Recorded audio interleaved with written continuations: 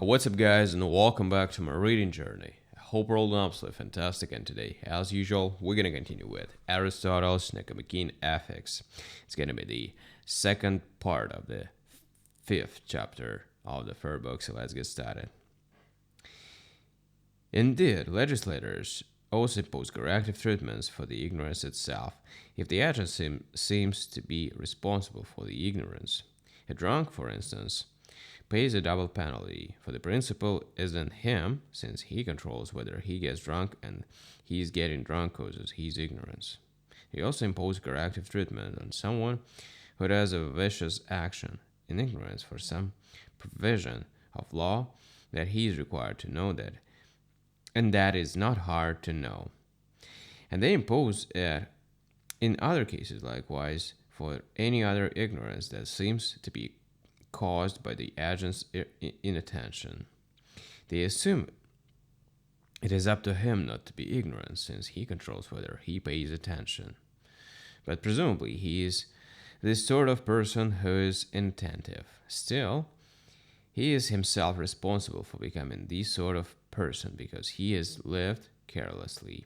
Similarly, an individual is responsible for being unjust because he is cheated, and for being intemperate because he is past his time in drinking and the like.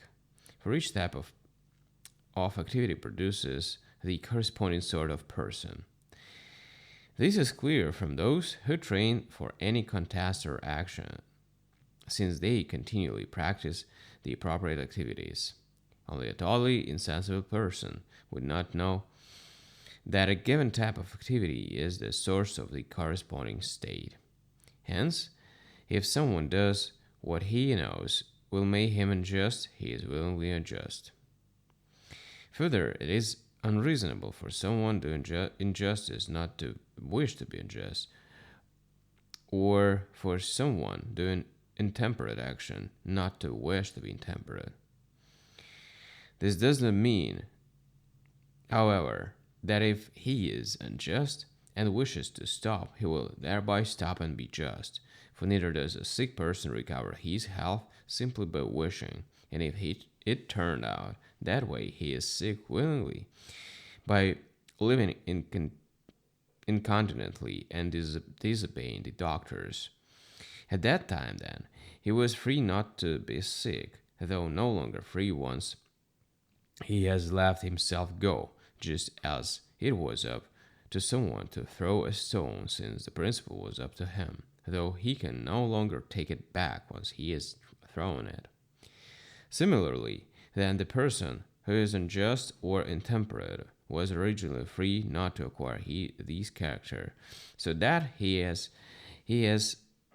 it willingly, though once he has acquired the character, he is no longer free not to have it. Alright, guys, so we've done with the next part of this long chapter, and we're going to continue tomorrow on the next one. Thank you for joining me in this reading session, this video, and I hope you enjoyed the journey. See you tomorrow. Bye.